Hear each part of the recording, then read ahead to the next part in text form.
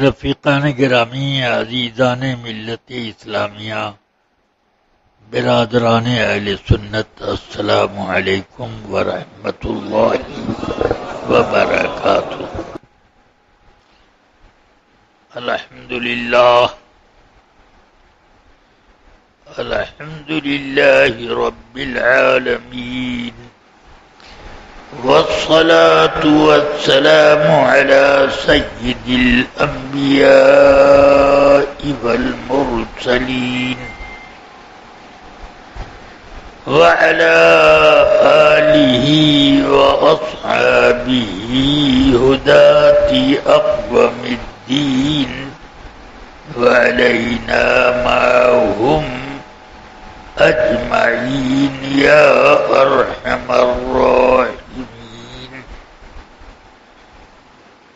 أما بعد، فأعوذ بالله من الشيطان الرجيم، بسم الله الرحمن الرحيم۔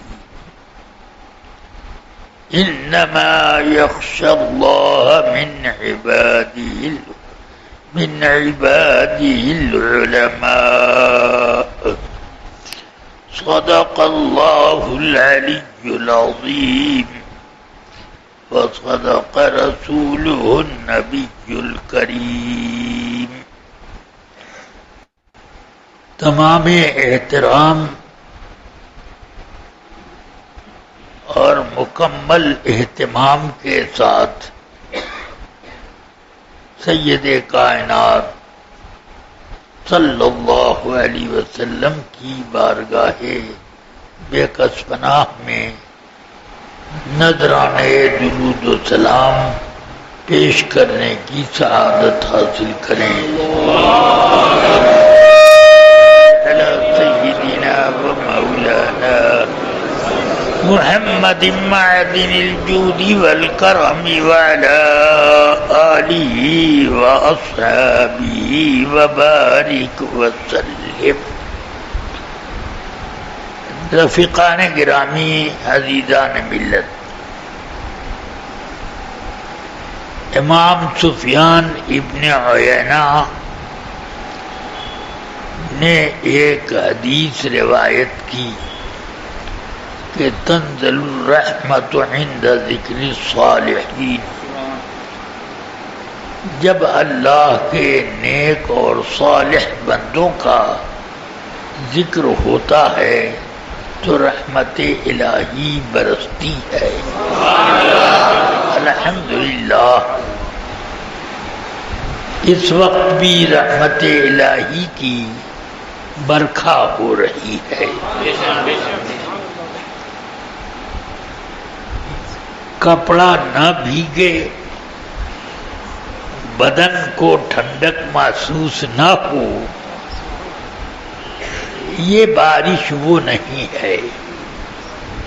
یہ بارش ہوتی ہے تو دلوں میں ایمان کی تازگی محسوس ہوتی ہے۔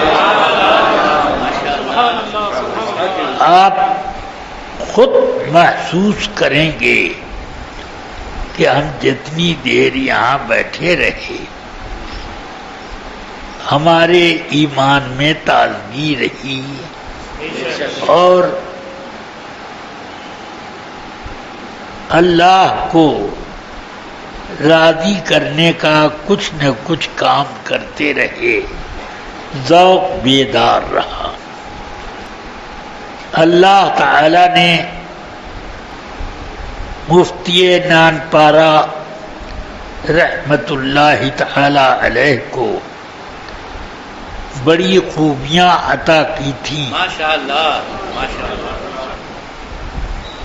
یہ معمولی خوبی نہیں ہے کہ سیدی مرشد مکرم سرکار مفتی اعظم سے آپ کو خلافت حاصل ہوئی۔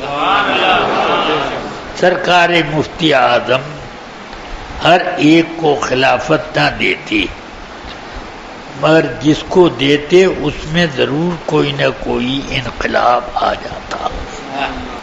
میں نے بارہا انہیں سرکار مفتی اعظم کی بارگاہ میں حاضر دیکھا، اور یہ بھی میں نے پایا کہ سرکار اپنے کام مشغلے میں رہتے ہوئے بار بار آپ کی طرف متوجہ ہو کر کچھ نہ کچھ کلام فرما لیا کرتے۔ جب یہ اس بات کی دلیل ہے کہ سرکار مفتی اعظم کی بارگاہ میں آپ بہت ہی قرب رکھتے تھے، اور سرکار مفتی اعظم آپ کی ملاقات سے خود اپنے اندر سرور محسوس فرماتے۔ اب یہ کہ مفتی صاحب علی رحمہ کے زندگی کے کئی گوشے ہیں۔ ابھی ایک گوشہ آپ نے امامت کا سماعت کیا کہ وہ مصطفیٰ بازار کی مسجد میں امام تھے، اور وہاں ایک رضویت کا ماحول پیدا کر دیا تھا۔ حضرت شمس الحق علیمی صاحب ان سے بڑی محبت فرماتے، وہ جب چھوڑ کے جانے کا ارادہ کرتے کہ مجھے کام ہیں بہت سے، امامت نے مجھے کیا بانٹ کے رکھا ہے، تو شمس الحق علیمی علیہ الرحمہ ان سے سخت اصرار کرتے۔ پھر وہ چند بار کے اصرار کے بعد اب حضرت نے تو اپنے آپ کو آزاد کر لیا اور اشارہ دے دیا کہ یہاں پر قاری تراب علی صاحب کو رکھ لیا جائے۔ رکھے گئے، چند سال وہ رہے، اس کے بعد مینارہ مسجد والوں نے قاری صاحب کو بھی اپنی طرف کھینچ لیا۔ اب خانہ خالی دیو میں گیرت، وہی ہو گیا معاملہ۔ بڑی کوشش کی شمس الحق علیمی صاحب نے، مگر اس میں ایک ایسا ٹرسٹی لوگوں نے رکھ دیا پیسے کی لالچ میں کہ اس نے سب کے ایمان کا سودا کر دیا۔ شمس الحق علیمی صاحب نے تو اس کے بعد مسجد ہی چھوڑ دی، اور اس کے کچھ ہی دنوں کے بعد انہوں نے دنیا بھی چھوڑ دی۔ اب یہ حالات تو ہیں۔ ایک گوشہ یہ بھی ہے جہاں امامت کر رہے تھے تو امام پر لوگ ٹرسٹی لوگ احکام صادر کرتے ہیں، مگر مفتی صاحب کی شان یہ تھی کہ ان کے احکام ٹرسٹیوں پر چلتے تھے۔ ہیبت حق است صاحب دلق نیست۔ مفتی صاحب علیہ رحمہ کا ایک وصف تدریس کا ہے۔ تدریس بہت مشکل فن ہے، اور اس میں آدمی کے سامنے طلباء شاگرد بن کے بیٹھتے ہیں، مگر حقیقت یہ ہوتی ہے کہ وہ اس کی روح رعایت نہیں کرتے کہ یہ کس درجے کے مدرس ہیں۔ جہاں اعتراض کی جگہ پائی وہاں ایسا دبوچ لیتے ہیں کہ اب مدرس کے پرخچے اڑ جائیں گے۔ مجھے تدریس کرتے کرتے تقریباً 70-75 سال ہو چکے ہیں۔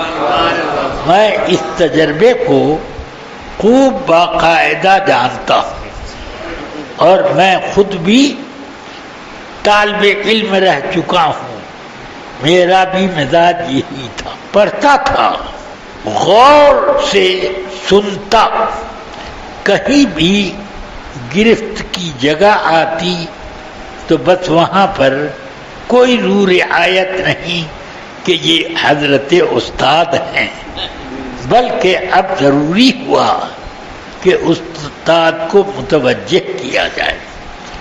اسی لیے میں دوران تعلیم سب سے زیادہ دو حضرات سے متاثر رہا۔ ایک تو سرکار حافظ ملت، یہ کہیے کہ متاثر نہیں، میں ان کا غلام ہو گیا، اور انہوں نے باقاعدہ تربیت فرمائی، اور اس طرح اب آپ کے نائب حضرت مولانا حافظ عبد الرؤوف صاحب علی رحمہ، ان دونوں حضرات کی بارگاہ میں جو بھی اعتراض پیش کیا جاتا جھٹ وہاں جواب حاضر ہو۔ سرکار حافظ ملت کی بارگاہ میں ایک قاضی مبارک پڑھ رہے تھے، تو اس میں ایک جگہ ایک بحث آئی، وہ یہ کہ اللہ تعالی کا علم بکنہ ہی اور بالکنہ دونوں محال ہے، بالوجہ ہوتا ہے۔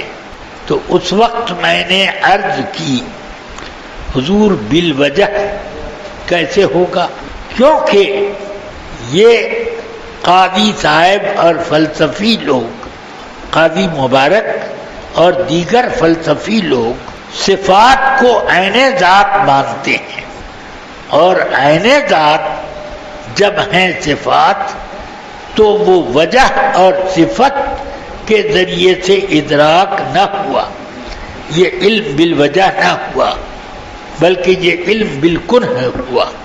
ایک میرے ساتھی تھے، بالکل میرے اوپر الٹ پڑے، تو حضور حافظ ملت نے اب ان کو جواب دیا، آپ ان کا اعتراض سمجھے ہی نہیں، اعتراض اس طرح پر ہے، ان کو سمجھا دیا۔ پھر اس کے بعد فرمایا یہاں پر آگے چل کر آپ کو معلوم ہوگا کہ صفات جو ہیں ایک صفات حقیقیہ، ایک صفات ذات اضافت، ایک صفات اضافیہ محض، یہ تین قسم کے صفات ہوتے ہیں۔ یہاں پر ادراک جو ہوتا ہے یہ صفات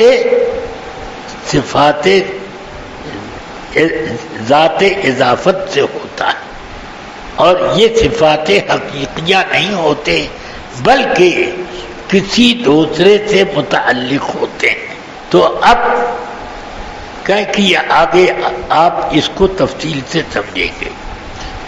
جب میں حواشی میر زاہد جو امور عامہ شرع مواقف پر ہے وہ پڑھتا تھا تو تھوڑی دیر میں حضرت سبق پڑھا دیتے، اور اس کے بعد سوال جواب کے سلسلے چلتے، چھٹی کی گھنٹی بج جاتی، حضرت اٹھ جاتے، اور میں بھی اٹھ کے پیچھے پیچھے چلتا، یہاں تک کہ آپ اپنے گھر کے دروازے پہ پہنچ جاتے۔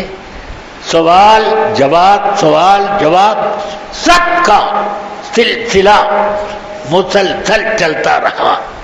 دروازے پر پہنچ کر فرماتے تھے اب جو باقی سوالات ہیں بعد مغرب۔ اب یہ ہوتا، شاہ عبدالحق صاحب علیہ الرحمہ نے پوچھا میرے بارے میں کہ بابو کیا پڑھتا ہے، کیسا ہے پڑھنے میں؟ تو حافظ ملت نے فرمایا کیا پڑھتا ہے؟ امور عامہ حواشی ظاہریہ کے ساتھ، اور ایسا پڑھتا ہے کہ 100 طلبہ اگر پڑھتے تو وہ کچھ ہی نہ ہوتی جو ایک اس کے پڑھنے میں ہوتی۔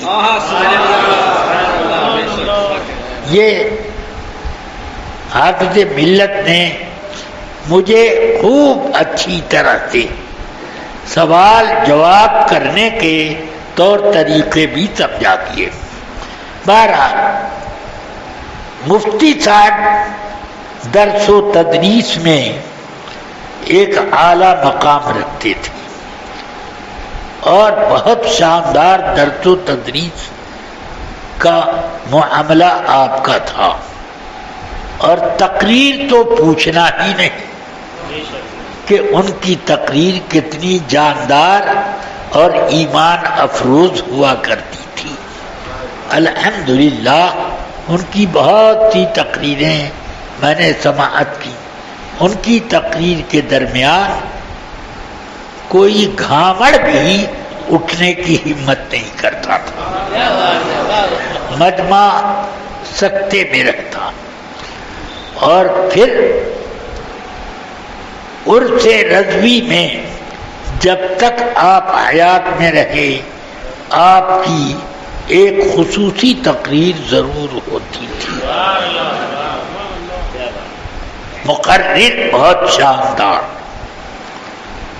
اور آواز تو وہ کہ سبھی لوگ ان کو بلبل ہند کہا کرتے تھے، اور میں اپنے طور پر ان کو بلبل باغ مدینہ کہتا تھا۔ وہ لوگ بلبل ہند کہا کرتے تھے، اور واقعتاً جب وہ نعت شریف پڑھتے تو ایک کیف کا سما بچ جاتا۔ کچھ لوگوں کی آنکھوں سے آنسوؤں کے قطرات ٹپکنے لگتے، عجیب محویت ان کے پڑھنے میں ہوتی، معلوم ہوتا تھا کہ وہ زبان سے نہیں پڑھ رہے ہیں، وہ دل سے پڑھ رہے ہیں۔ یہ ان کی کیفیت تھی۔ سبحان اللہ۔ آپ کے مریدین کی بڑی لمبی قطار مختلف شہروں میں، اور وہاں ٹیکم گڑھ میں آپ کے مریدین کا تو شہری تھا ٹیکم گڑھ۔ آپ کئی سال تک مسلسل مجھے بلاتے رہے اور تقریر کرواتے تھے، بڑا اہتمام فرماتے، اور حاجی اکرام سے کہتے دیکھو علامہ صاحب پان کھاتے ہیں، ان کے پان کا اہتمام کرنا، خوب اچھی طرح سے دھویا جائے، اور پان کی جو نوک ہے وہ توڑ کے پھینک دی جائے، کیونکہ پان کی نوک کو سانپ چوستا ہے، اس لیے اس کو صاف کیا جائے۔ کیا کیا اہتمام کی بات وہ فرماتے۔ اس کا مطلب یہ کہ جہاں آپ کا تھوڑا بھی اثر ہوتا مہمان نوازی کی میں آپ کوئی کسر نہ رکھتے، ایسا معلوم ہوتا تھا کہ اپنا ہی معاملہ انہوں نے سمجھ کے رکھا۔ یہ شان تھی۔ بہرحال ایک مرتبہ ایسا بھی ہوا کہ مجھے انہوں نے بلایا اور خود تشریف نہ لا سکے، علالت یا کسی اور سبب سے جلسہ ہوا، میں نے تقریر کی، پھر صبح لوگوں نے مجھ کو جھانسی وہ وہاں جھانسی سے تو جاتے تھے شاید ٹیکم گڑھ، ہاں، تو وہیں جھانسی روانہ کر دیا۔ بہرحال اب ایک بار ایسا ہوا کہ جھانسی میری ٹرین 7:30 بجے پہنچی۔ اب میں تلاش کر رہا ہوں کہ کوئی ہو تو کوئی بھی نہیں ملا، کوئی سواری ملے تو وہ بھی نہیں، ایک بس ملی، اس نے کہا 8 بجے ہم چلیں گے۔ میں نے کہا کتنا وقت لوگے؟ کہا 4 گھنٹہ لیں گے۔ میں نے کہا یا اللہ، تو میں جلسہ تو فوت ہو جائے گا۔ 12 بجے عام طور سے جلسے اس وقت ختم ہو جایا کرتے تھے، فوت ہو جائے گا، یہ سب سوچتا رہے۔ مگر الحمدللہ مفتی صاحب نے میرے انتظار میں جلسہ لمبا کیا، یہ کرم تھا ان کا، اور لمبا کیا۔ میں پہنچا سیدھے اسٹیج پر، میں نے سامان بھی ادھر ادھر نہ رکھا، اس سامان سمیت اسٹیج پر پہنچ گیا، اور اسی وقت مجھ سے تقریر آپ نے کروائی۔ اور مجھے چونکہ ہمیشہ سے یہ عادت ہے کہ اپنے عمامے اور شیروانی کے ساتھ سفر بھی کرتا ہوں، اس لیے مجھے اسٹیج کی تیاری کی ضرورت بھی نہیں پڑی، ویسے ہی میں تیار تھا، اسی طرح میں سفر کرتا ہوں، اسی طرح اسٹیج پہ پہنچ جاتا ہوں۔ خیر، آپ کل اولیاء کانفرنس ایک کرتے تھے، بڑے بڑے اکابر اولیاء کرام کی ایک بزم قائم کرتے تھے ٹیکم گڑھ میں۔ یہ حاجی اکرام صاحب بھی جب جلسہ کرتے رہے حضرت کے بعد تو مجھے بلاتے تھے، مگر بعد میں اب مزہ نہیں آتا تھا تو میں عذر کبھی اکثر کر دیتا تھا۔ خیر، مفتی صاحب اپنے ایک مرشد برحق تھے، مریدوں کی لمبی خاصی ایک تعداد تھی، ہندوستان کے ہر شہر میں آپ کے کچھ نہ کچھ مریدین ضرور پائے جاتے۔ بمبئی تو خیر خاص آپ کی کا ایک مقام تھا، وہاں کانپور میں باقاعدہ آپ کے مریدین کی ایک بڑی جمعیت ہے۔ تو اب اس دور میں بھی پیری مریدی کے لیے 2-4 ہی افراد باقاعدہ نظر آتے تھے، ورنہ عام طور سے پیری مریدی ایک ذریعہ معاش بنتا جا رہا تھا، اور اس زمانے میں تو خوب جم کر کے یہ ذریعہ معاش ہو گیا ہے، اس کے لیے جنگیں لڑی جاتی ہیں، تو یہ اس زمانے میں۔ مگر میں نے مفتی صاحب علی رحمہ کو ہمیشہ ایسا پایا کہ مریدین میں وہ رہتے اور ان کو آدمی بناتے، اور پھر اس کے بعد ان کو ٹناٹن سنی بناتے، اور پھر اس کے بعد ان کو مسائل علمیہ بھی بتاتے رہتے۔ وہ نذرانے کی پرواہ نہیں کرتے تھے، ان کا یہ عقیدہ تھا کہ نذرانہ ایک رزق ہے، وہ اللہ کے ہاتھ میں ہے، جس کو جتنا رزق وہ چاہے دے، اور جو دینا ہے اس کو اس کی تقدیر بہت پہلے لکھ دی گئی لوح محفوظ میں، سمجھ گیا؟ تو اس لیے وہ اس طرف سے بالکل بے نیاز رہتے تھے، کبھی انہوں نے نذرانے کو ایسے کر کے دیکھا نہیں کہ کتنا ہے۔ ہاں، اور اس زمانے میں بہت سے پیر اور مقررین کو میں دیکھا کرتا تھا کہ وہ نذرانہ گنا کرتے تھے۔ الحمدللہ حافظ ملت کی میری تربیت، میرے حافظ ملت نے جو میری تربیت کی، میری بھی شروع سے عادت ہے کہ میں کبھی اس مقدار کی طرف توجہ نہیں کرتا، بلکہ میں یہ بھی کبھی اکثر کوشش کرتا ہوں کہ جو نذرانہ دے رہا ہے اسی کو وہ واپس دے دیا جائے، یہ بھی میں کوشش کرتا ہوں۔ خیر، اللہ تبارک و تعالی نے حضرت مفتی صاحب کو کئی معاملات میں یکتا روزگار بنایا۔ ایک خوبی ان کی نعتیہ شاعری تھی۔ ماشاء اللہ۔ نعتیہ شاعری میں وہ بہت ماہر، کلام بڑا ہی مرصع اور مرتب، بندشیں خوب اور تخیل کی پرواز، یہ سب ان کے کلام میں باقاعدہ پائی جاتی۔ ایک اچھے شاعر تھے، اور کبھی آپ تقریر کرتے تو ایسے جملے بول دیتے کہ اگر فن عروض کی تختی پر اس کو جوڑا جائے تو بالکل ایک مصرع بن جائے۔ کیا بات ہاں۔ ہے۔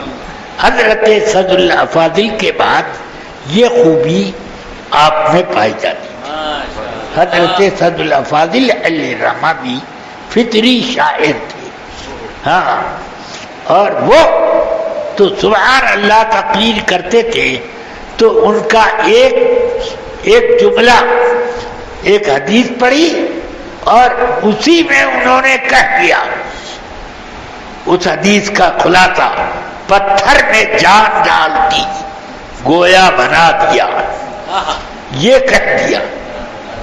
اس وقت سے یہ جملہ اتنا جاری ہو گیا کہ گویا کہ یہ ایک مصرع ہے اور تقریر کا ایک بند۔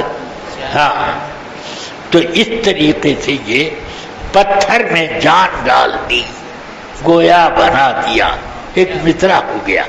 یہ حضرت سعد الافاضل علیہ الرحمہ کی تقریروں میں بہت زیادہ یہ ہوا کرتا تھا کہ مصرے بن جایا کرتے تھے۔ ان کے بعد حضرت مفتی صاحب میں یہ خوبی تھی۔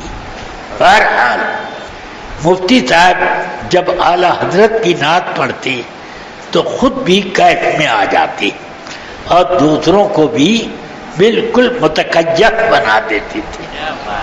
اب اور اپنے اشعار بھی بہت لطف انگیز انداز میں پڑھا کرتے۔ یہ اتنی ساری خوبیاں جو میں نے ابھی بتائیں یہ پوری خوبیاں نہیں ہیں، سمجھ گیا، مگر اتنی خوبیوں کا بھی جامع ہونا بہت مشکل ہو جاتا ہے۔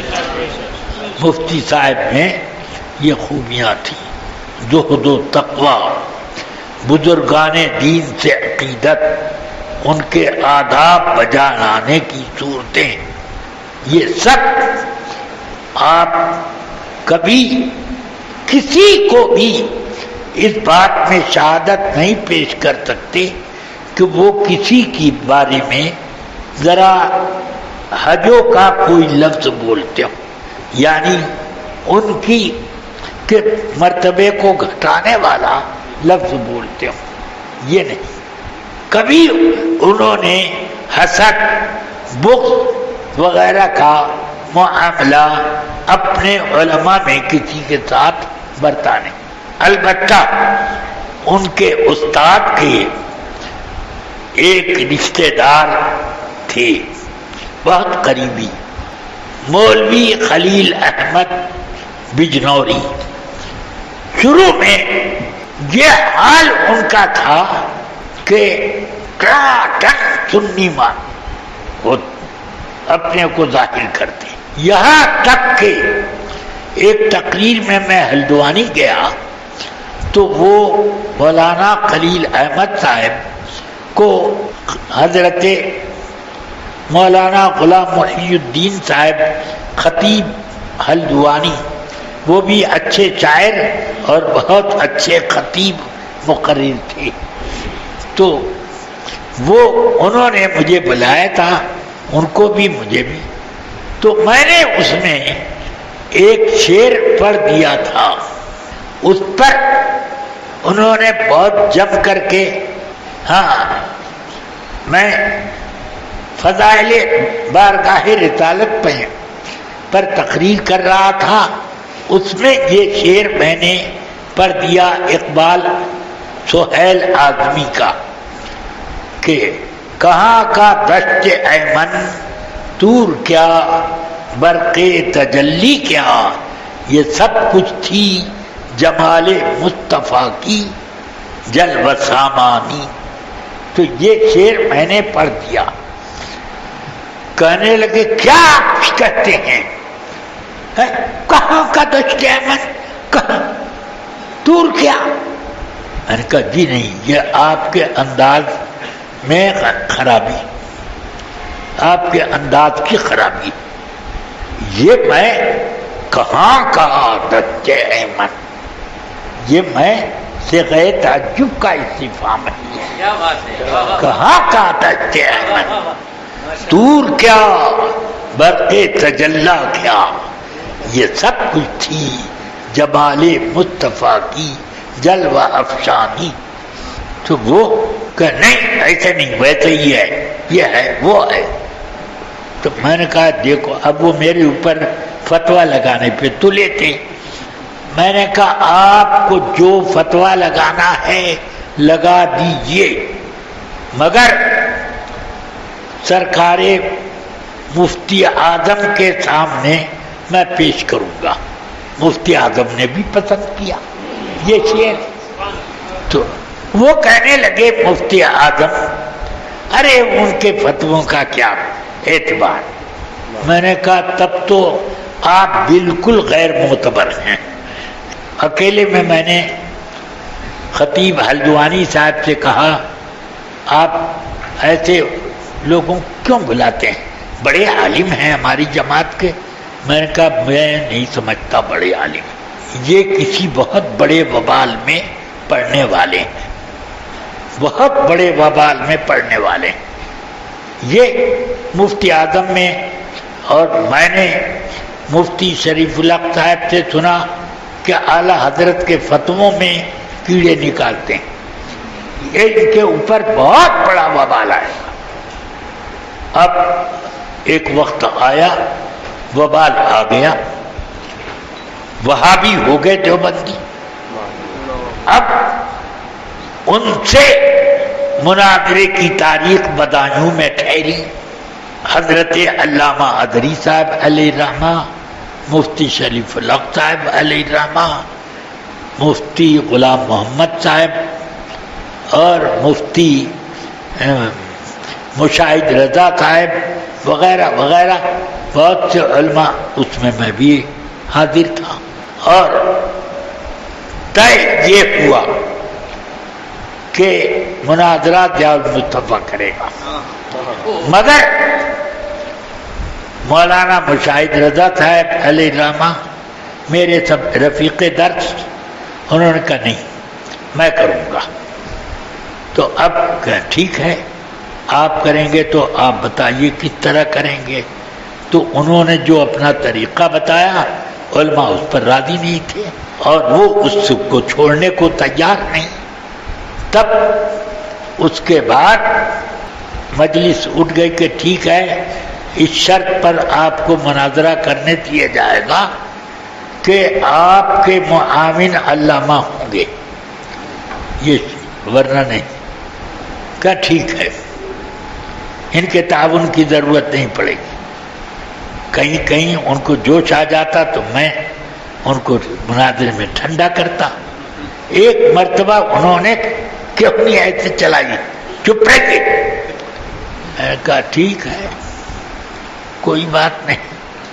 اب ہوتے ہوتے انہوں نے سخت غضب کے عالم میں یہ کہا کہ تم خبیث مردود یہ وہ سب کہہ کے تم سے میں مناظرہ نہیں کروں گا، اتر گئے اسٹیج سے۔ میں نے کہا کہ میں کروں گا۔ تو کمیٹی کے لوگ بولے کہ آپ بھی ایسی گرمی دکھائیں گے؟ میں نے کہا گرمی دکھائیں گے تو آپ لوگ کائے کے لیے؟ مجھے ہٹا دیجیے گا، میں مناظرہ کروں گا۔ حضرت علامہ اظہری صاحب مناظرہ میں تشریف فرما ہے، ایک کرسی پر مناظرہ شروع ہوا۔ اب ایسی پکڑ دھکڑ شروع ہوئی ان کی، وہ ادھر ادھر بہکانے کی کوشش کرتے۔ میں نے کہا سنیے، یہ سب بہکاوا نہیں چلے گا، اگر اس طرح کے سوالات آپ کریں تو مناظرہ ہو جائے، اس کے بعد کریں، میں ہر ایک کا جواب دوں گا۔ یہ جو موضوع ہے مولوی اشرف علی کی تکفیر کا، اس تکفیر کا آپ انکار کر رہے ہیں اور میں اس کا اثبات کر رہا ہوں۔ اس میں اس سے ہٹنے کی ضرورت نہیں، اسی موضوع پر جتنی بحث کرنی ہے کریے۔ ہاں، تو انہوں نے چھٹ کہا کہ اس کی تکفیر پر اجماع امت نہیں ہوا اور بغیر اجماع امت کے کسی کی تکفیر نہیں کی جاتی۔ میں نے کہا کہ غلط بات ہے، آپ غلطی پر ہو۔ کہ کیوں میں غلطی پر ہوں؟ کتابوں میں لکھا ہے۔ میں نے کہا لکھا ہے، آپ کو کتاب کا مطلب ہی اس کا نہیں سمجھ میں آیا کہ نہیں، جو میں مطلب بتا رہا ہوں وہی ہے۔ میں نے کہا کہ اچھا وہی ہے کہ تک سنیے میری بات کا ایک جواب دیجیے۔ زید نے کہا کہ میں اللہ ہوں، تو میں اجماع امت کا انتظار کروں گا یا اس کو کافر کہوں گا؟ بولیے، اجماع امت کا انتظار کروں یا میں کافر کہوں؟ بولیے آپ، کہ یہ بات الگ ہے۔ میں نے کہا الگ کیا ہے؟ آپ نے ایک مطلق عام بات کہی ہے کہ بغیر اجماع امت کے تکفیر نہیں ہو سکتی۔ اب آپ بولو، زید نے کہا میں اللہ ہوں، آپ زید کو کافر کہو گے کہ نہیں؟ یہ بات الگ رہی، یہ بات۔ میں نے کہا ہاں سنیے، اس عبارت میں جو فقہا اور متکلمین نے لکھی کہ تکفیر اجماع امت والے مسائل پر ہوتی ہے، تو اس کا مطلب یہ نہیں ہے کہ جس مسئلے میں جب تک تکفیر پر اجماع نہ ہو جائے تکفیر نہیں ہوتی۔ یہ غلط۔ اجماع امت کیسے ہوگا؟ میں نے کہا سنو، بات یہ ہے، اس کا معنی یہ ہے کہ تکفیر نہیں کی جا سکتی مگر ایسے مسئلے میں جو اجماعی قطعی ہو۔ جب اجماعی قطعی مسئلے کا کوئی انکار کر دے گا کافر ہو جائے گا، یہ ہے اس کا مطلب۔ تو ایک دم سکتے میں وہ آ گئے۔ تو اب تک وہ سمجھ رہے تھے، میں تو ابھی میری داڑھی تو داڑھی ہے، سر میں کہیں بھی ایک رواں بھی میرا سفید نہیں تھا، بالکل میں جوان تھا۔ اب وہ بوڑھے اپنے ساتھ اپنے مولویوں کی کئی مولویوں کی جماعت لے کر آئے، مگر اب میرا غلبہ ہونے لگا۔ پھر انہوں نے کہا کہ کیوں اس کی تکفیر ہوگی؟ میں نے کہہ دیا اس لیے کہ یہ بالکل صریح ہے، ایسا علم ہر صبی و مجنون کو حاصل ہے، ایسا علم بالکل صریح ہے کہ نہیں؟ صریح میں تعبیل کی جا سکتی ہے؟ میں نے کہا کہ ہرگز نہیں کی جا سکتی۔ تو کہا دکھا دیجئے۔ اسی پر مناظرہ ختم۔ کسی کتاب میں آپ دکھا نہیں سکتے کہ صریح میں تعبیل قبول نہیں کی جاتی۔ تو اب میں نے کہا ابھی دکھاتا ہوں۔ کتاب کھولے ہی تھا، کمیٹی والوں نے کہا کھانے کا وقت ہو گیا، اب بند کیجئے۔ بعد عصر، خیر بعد عصر شروع ہوا تو اب ان کو سمجھ میں آ گیا کہ یہ بدل جائے گا۔ اب وہ دوسری بات لے کے، میں نے کہا نا، بات یہ تھی میں نے اس وقت آپ سے طے کیا تھا کہ یہ آپ بول چکے ہیں کہ مناظرہ اسی پر ختم ہو جائے گا، ہاں، تو اب اس سے ہٹنے کی کوئی ضرورت نہیں، میں وہ پیش کروں گا۔ کہ نہیں، میں نے یہ نہیں کہا تھا، میں نے یہ نہیں کہا تھا، میں نے کہا ٹیپ آپ اپنا ٹیپ ریورس میں لیجیے، میرے والے ٹیپ کی ضرورت نہیں ہے، اپنے ہی ٹیپ ریورس میں۔ تو تیار نہیں، کمیٹی میں دو چار ان کے معتقد تھے، وہ کہنے کہ جھوٹ بول رہے ہیں۔ میں نے کہا جھوٹ اور سچ بعد میں ثابت ہوگا، ٹیپ ریورس کرنے میں آپ کا کیا گناہ ہو رہا ہے، کیا آپ کو مصیبت ہے؟ تو خیر ریورس کیا گیا، اس میں یہ لکھے، یہ لفظ ان کا مل گیا کہ آپ یہ عبارت دکھا دیجئے کہ تصریح میں تعویل نہیں ہوتی، تو اسی پر مناظرہ ختم اور میری ہار، یہ اس میں ہے، دیکھیے۔ تو پر اب تو سکتے میں آ گئے، پھر میں نے اب عبارتیں دکھانی شروع کی، دیکھا، اب دیکھ کر کے ادھر ادھر بات کرتے رہے۔ میں نے کہا دیکھیے مولوی خلیل صاحب، آپ ادھر ادھر کی باتیں کر رہے ہیں کہ نہیں، رسول پاک صلی اللہ علیہ وسلم نے فرمایا تم لوگ قیامت کے دن اللہ کا دیدار ایسے کرو گے جیسے چاند کو اس وقت تم لوگ دیکھ لیتے ہو کہ کوئی بدلی نہ ہو، کوئی گرد و غبار نہ ہو۔ تو چاند سے اللہ کی تشبیہ، تو یہ توہین ہونی چاہیے۔ اگر حضور کے علم کی تشبیہ جانوروں سے دی گئی تو حقیر سے دی گئی۔ میں نے کہا اولاً تو حدیث آپ نے غلط پڑھی، حدیث میں یہ ہے ہی نہیں، حدیث میں یوں ہے کہ تم جس طرح سے چاند کو دیکھ لیتے ہو، 14ویں کے چاند کو، جب گرد و غبار اور بادل نہ ہو، شفاہن کفان بالکل واضح، اسی طرح اللہ کا تم دیدار کرو گے، کوئی پردہ نہ ہوگا، یہ مطلب۔ تو اس میں یہ کہاں ہے کہ اللہ کو چاند کے جیسا تم دیکھو گے، جس طرح چاند دیکھ لیتے ہو اس طرح تم دیکھ لو گے، یہ تشبیہ کہاں ہے؟ کہ ہے؟ میں نے کہا ٹھیک ہے، اس تشبیہ میں توہین نہیں، کہ چھوٹی چیز سے جب تشبیہ ہوگی جائز ہے، تو اب پھر یہ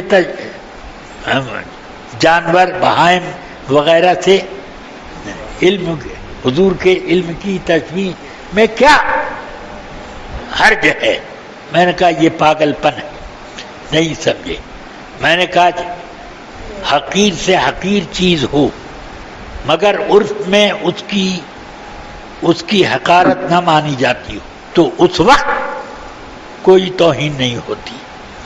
میں نے کہا کہ اگر میں کہوں زید کی آنکھ مثل ہرن کی آنکھوں کے ہے تو اس میں توہین ہوئی، اور اگر یوں کہوں کہ مولوی خلیل احمد کی آنکھ الو کی آنکھ کی جیسی ہے، بولیے کچھ آپ کو مزہ آیا کہ نہیں؟ میں نے ان سے پوچھا کچھ مزہ آیا کہ نہیں ہے یہ لفظ میں؟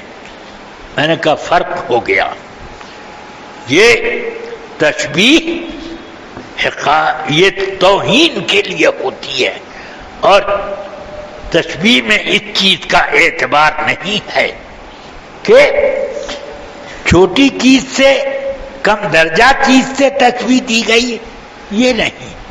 سمجھ میں آیا؟ تشبیہ میں اگر تو یہ تحقیر ہو، صاف ہو، تو وہ توہین ہے۔ بس انہوں نے جانور پاگل اسے تشبیہ دی، اسی لیے ہمارے علماء نے جب یہ سوال کیا کہ مولوی اشرف علی کو کل علم تھا یا بعض؟ اگر بعض تھا تو اس میں ان کی کیا تخصیص؟ ایسا علم تو ہر سبی و مجنون اور جمیع حیوانات و بہائم کو حاصل۔ اب بولو مولوی اشرف علی کی توہین ہوئی کہ نہیں؟ کہ یہ سب مت بولیے۔ تو میں نے کہا یہ کیوں ہوا؟ بہرحال اس کے بعد یہ طے ہوا، تمام ہمارے علماء نے ان کی تکفیر کا فتویٰ دیا اور ان کو سنا دیا کہ آپ کے کافر ہونے میں کوئی شبہ نہیں، کیونکہ آپ اس کفر کو کفر نہیں مانتے جو سراسر صریح طور پر کفر ہے، اس لیے نہیں۔ اب فتویٰ لکھا گیا، میں نے فتویٰ لکھا، علامہ ازہری صاحب نے دستخط کیے اور مفتی شریف اللہ صاحب نے اور بڑے بڑے علماء وہاں جتنے تھے سب نے دستخط کیا اس کا۔ اب مفتی صاحب کی خدمت میں، مفتی نانپارہ صاحب کی خدمت میں جب بھیجا گیا تو انہوں نے فرمایا کہ میں اس کو ذرا سوچوں گا۔ تو اب میری ملاقات ان سے ہو گئی بمبئی میں۔ میں نے کہا کیا آپ سوچیں گے؟ اس فتوے پہ آپ نے دستخط کیوں نہیں کیا؟ کہ یہی کہ مجھے یہ پتہ چل جائے کہ انہوں نے تکفیر سے انکار کیا۔ میں نے کہا تب یہ تو بات ٹھیک ہے، مگر اب آپ کو پتہ چل گیا کہ نہیں کہ اس نے تکفیر سے، اشرف علی کی تکفیر سے انکار کیا؟ تو کہاں پتہ چل گیا؟ میں نے کہا اب دستخط کریں گے کہ نہیں؟ کہ بالکل آپ بھیج دیجئے، میں دستخط کروں گا۔ تو میں دیکھتا ہوں کہ وہ انہوں نے ایک احتیاط کا پہلو سامنے رکھا کہ پتہ نہیں اس خلیل احمد نے ایسا کیا کہ نہیں۔ میں نے بلکہ اس میں یہ کہہ دیا تھا کہ آپ کے استاد مولانا عبدالعزیز بجنوری علیہ الرحمہ کے چونکہ رشتہ دار ہیں، شاید اس چیز کی رعایت آپ کر رہے ہیں۔ کہ نہیں، یہ بات نہیں، بلکہ میں صرف تحقیق چاہتا تھا اور یہ تحقیق ہو چکی، لہذا میں اس فتوے پر دستخط کر دوں گا اور میں آپ کے سامنے زبانی تکفیر کر رہا ہوں۔ اور اسی کفر ہی پر خلیل احمد کی موت ہوئی۔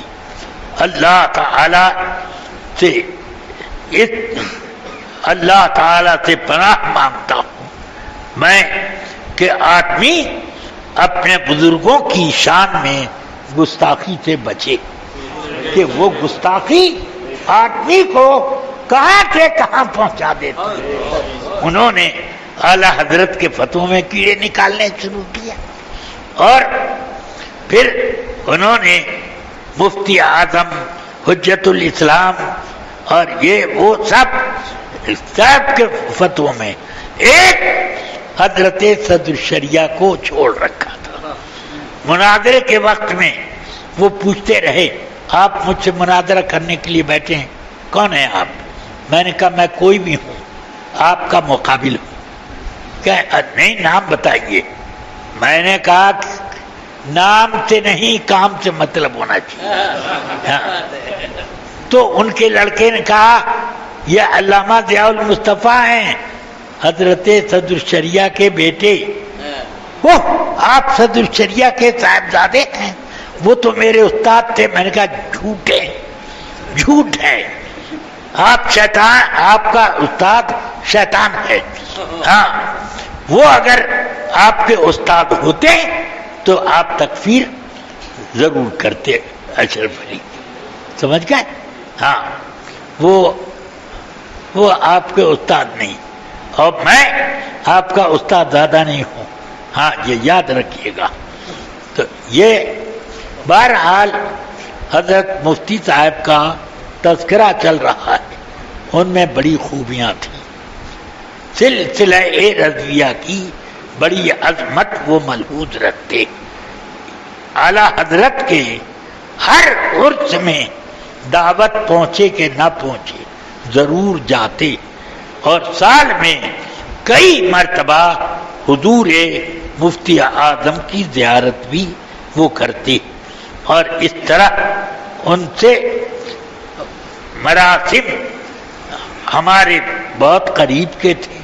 الحمدللہ میں نے ان کو قریب سے دیکھا، ان کا ظاہر باطن سب میں نے یکساں پایا، اور وہ میں نے دیکھا عرس حشمتی میں بریلی وہ پیلی بھیت پہنچے تو میں اٹھ کے جب کل کے بعد جانے لگا، پوچھتے ہیں کہاں جا رہے ہیں؟ میں نے کہا حضرت محدث صورتی علی رما ہمارے پردادا استاد ہیں کہ حضرت صدر الشریعہ کے وہ استاد، اور صدر الشریعہ حافظ ملت کے استاد، اور حافظ ملت میرے استاد، اس لیے ہمارے پردادا استاد ہیں حضرت محدث صورتی علی رما، ان کی بارگاہ میں جا رہا ہوں، فاتحہ پڑھوں گا، کہا کہ آپ اکیلے نہیں جائیں گے، مجھے بھی لے چلیے۔ ساتھ وہ آئے، پھر انہوں نے کہا انہوں نے 2-3 مزار وہیں پر اور بتائے کہ یہاں بھی فاتحہ پڑھیے، یہ بننا میاں کا یہ فاتحہ پڑھیے، یہ فلاں صاحب کا ہے، تو اس جگہ پڑھا، اور خود پیلی بھیت کے 2-1 مزار پر وہ مجھے خود لے کر گئے، اور اس سے میں سمجھ گیا کہ ان کو بزرگوں سے کتنی شاندار عقیدت ہے، اور وہ صرف اپنے قلبی لگاؤ کی وجہ سے وہاں جا رہے ہیں، یہ نہیں ہے کہ کوئی کھینچ رہا کہ ان کو لے جا رہا ہے اس کی کشش پر جا رہے ہیں، بلکہ ان کا قلبی لگاؤ ایسا تھا ان بزرگوں سے۔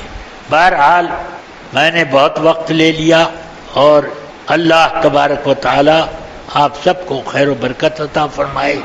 دیر ہو گئی، اتنے ہی پر میں بس کر دینا مناسب سمجھتا ہوں۔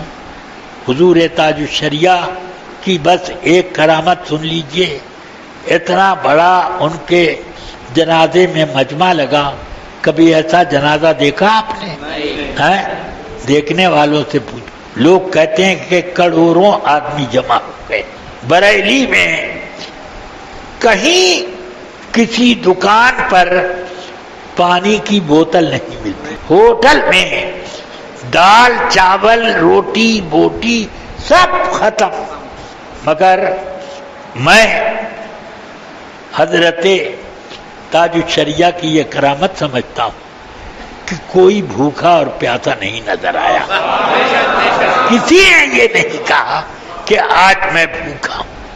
اتنا بڑا مجمع، اس میں دھکم دھکا میں ایک آدمی گر تو جاتے، کسی کو چوٹ تو آ جاتی، کم سے کم پاؤں تو کچل جاتا، مگر الحمدللہ ایک خراش تک کسی کی سنی نہیں گئی۔